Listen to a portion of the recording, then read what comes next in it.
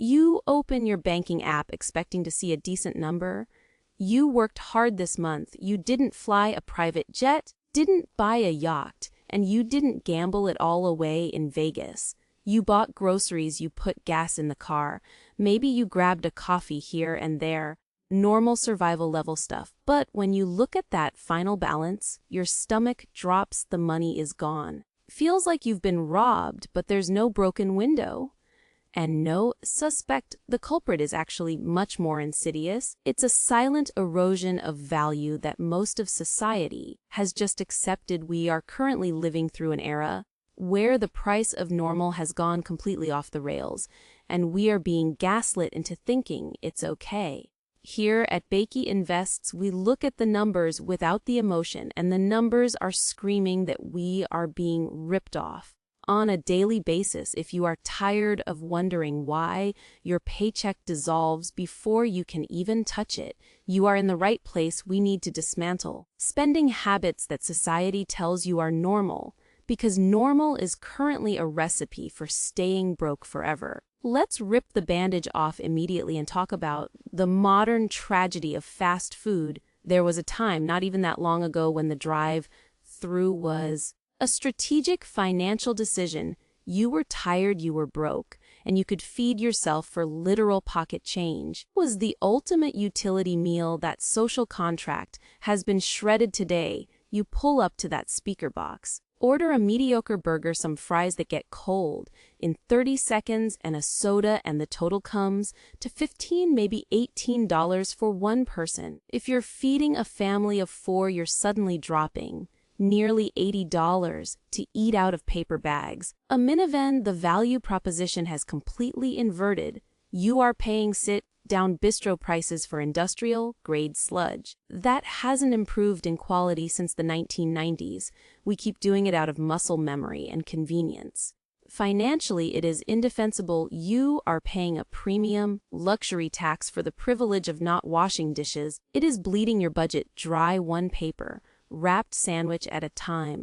If the drive-through is a rip off, the casual sit-down restaurant is a wealth incinerator. This is the silent killer of the middle-class budget. We have been conditioned to treat dining out as a default leisure activity. It's Friday, let's go out. It's Tuesday and I'm tired, let's go out. But let's look at the actual mechanics of that transaction. You walk in, you sit at a sticky table, you order 2 entries, maybe an appetizer to share and 2 drinks. Suddenly, that bill lands on the table. It's staring back at you, $85. Then you add the tax, then you add the tip, because society demands it. Are now leaving that building $100 poorer.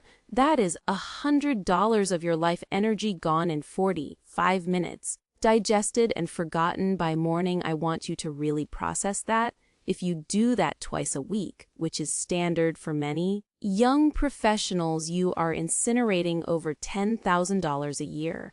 That isn't just spending money, that is catastrophic wealth destruction. That is the down payment on a rental property. That is a maxed out Roth IRA. That is your freedom chopped up and served to you on a salad plate. I'm not saying you can never celebrate a special occasion, but when celebrating becomes a Tuesday habit, you aren't living the good life, you are eating your own future. Then we arrive at the holy grail of bad financial decisions. Brand new car. This is the one that truly baffles me. It is the single most efficient way to destroy net worth. That legal in this country. The psychology here is fascinating. We have convinced ourselves that we deserve a new vehicle because we work hard. You are actually buying is a liability that actively hates you. The literal second, your tires touch the public road leaving dealership, you have torched 20% of that asset's value.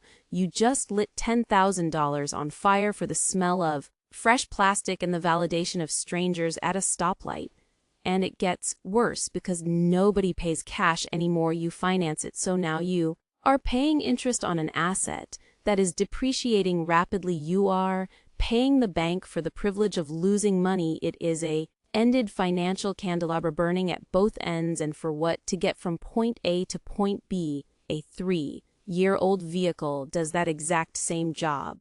It has the same safety features, the same Bluetooth, the same air conditioning. Only difference is that the previous owner took the financial beating for you. But our egos won't let us do that. We need the license plate that shows the current year because we are terrified of looking like we aren't succeeding. If you want to actually be rich, stop trying to look rich in traffic. Nobody cares what you drive. They are too busy worrying about their own car payments. Speaking of looking rich, let's talk about the fashion industry's greatest trick, the logo premium. We have reached a point of absurdity where we are paying 300, 400, 500% markups for basic cotton and polyester simply because a specific graphic design was screen printed onto the chest. Buy a $200 t-shirt from a luxury brand. You are not paying for better fabric. You are not paying for superior stitching. You are paying an insecurity tax. You are paying for the right to be a walking billboard for a corporation that doesn't know you exist. Quality gap between a solid mid-tier garment and a luxury item has narrowed to almost nothing. Many cases they are stitched in the exact same factories in Southeast Asia using the exact same materials. Only thing that changes is the label they sew into the neck at the end of the assembly line. People will go into credit card debt to acquire these items. Why? Because we think the logo acts as a shield against judgment. We think if we wear the expensive sneakers, people will respect us. But here is the brutal truth: real wealth doesn't scream, it whispers. Wealthiest people I know are wearing unbranded hoodies and jeans because they have nothing to prove. If you are broke but wearing gutsy, you aren't fooling anyone, you're just advertising your own financial illiteracy. This pressure to perform wealth extends to our leisure time, specifically vacations. Social media has weaponized travel. It used to be that you took a trip, relaxed to disconnect. Now a vacation is a content creation assignment.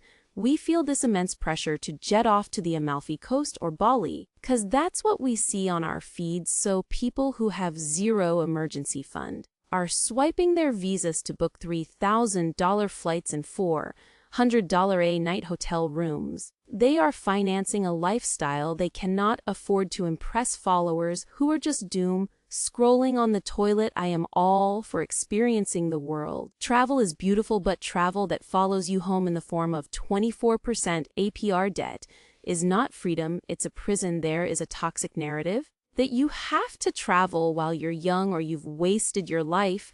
That is marketing nonsense designed to make you spend. You know what's better than a week in Paris? Not waking up in a cold sweat because you can't pay your rent. There are incredible adventures to be had 2 hours from your house. There are state parks, local hidden gems, road trips, experiences that cost a fraction of the price and don't require you to mortgage your future. But those don't get as many likes on Instagram, so we ignore them. We prioritize the aesthetic of the experience over the reality of our bank accounts. Now let's look at the vampires in your bank account subscriptions. This is the death by 1,000 cuts model of poverty. It's never one big bill that breaks you, it's the 18 different services siphoning $12 a month from you simultaneously. You have Netflix, but you also need Hulu and Disney Plus for the nostalgia and HBO for the prestige shows and Amazon Prime and Spotify and that meditation app you used once in January. Individually, they look like pocket change. Collectively, they are a car payment. We are paying hundreds of dollars a month for access to content libraries we don't even have the time to consume. It's the digital equivalent of hoarding, and don't even get me started on the legacy bills like cable. You are still paying $150 a month for cable TV in the year of our Lord 2026. You are voluntarily donating money to a dying industry, or the gym membership, the classic guilt tax. You pay $50 a month to a gym you haven't visited since the Obama administration because canceling feels like admitting you've given up. Cancel it. Admitting defeat is free. Keeping the membership is costing you $600 a year. That money needs to be redirected into your own growth, not into the pockets of a fitness chain banking on your laziness. There is the tech treadmill. Silicon Valley has mastered the art of planned dissatisfaction. Every September, like clockwork, they trot out a new phone. It's exactly like the old phone. It does exactly what the old phone does. But the camera has 1 extra megapixel and the processor is 4% faster. Millions of people line up to drop $1,200 to replace a device that is working perfectly. This is madness. It is consumer psychosis. Have reached a plateau in consumer technology. The leap from the iPhone 1 to the iPhone 4 was revolutionary. From the iPhone 15 to the 16 is barely noticeable to the naked eye. We treat these devices as disposable fashion accessories rather than durable tools. You simply keep your tech for 4 years instead of 2. You cut your hardware costs in half instantly. That is thousands of dollars over a decade that could be compounding in the stock market. But the marketing machine tells you that if you don't have the latest model, you are falling behind. You aren't falling behind, you are opting out of a rigged game. We see this same obsession with the best infiltrating our homes. Kitchen has become a showroom for gadgets we don't use. You don't need a $400 blender to make a banana smoothie. You don't need a specialized pasta maker that takes 3 hours to clean.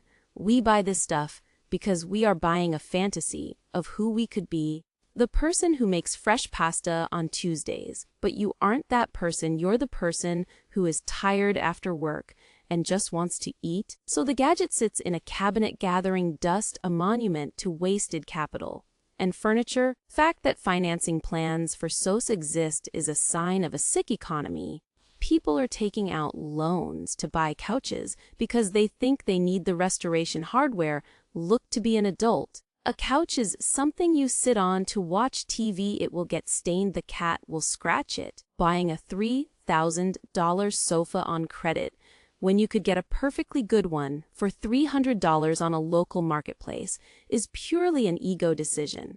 It's about creating a set design for your life rather than living within your reality. This all boils down to one core concept: status spending. This is the root of the evil. We are a society of peacocks, desperate to fan our feathers and show everyone how well we are doing. Buy the watch that costs more than our car. We lease the luxury SUV. We buy the designer handbag. All to project an image of success, but it is a hollow shell. Here is the secret that Bakey Invest wants you to internalize. People who are actually winning the game of money are usually the ones who look like they are losing, are the ones driving the 10-year-old Honda. They are the ones wearing the plain T-shirts, are the ones cooking at home. Why? Because they understand that money is a tool for freedom, not a tool for validation. Every dollar you spend trying to impress a stranger is a dollar you cannot use to buy your own freedom. When you buy status, you are trading your time, your literal life hours that you spent working, for a temporary dopamine hit, the fleeting admiration of people who do not care about you. It is a terrible trade. Aesthetic is often a mask for a desperate paycheck-to-paycheck reality. So what is the antidote? How do we stop the bleeding?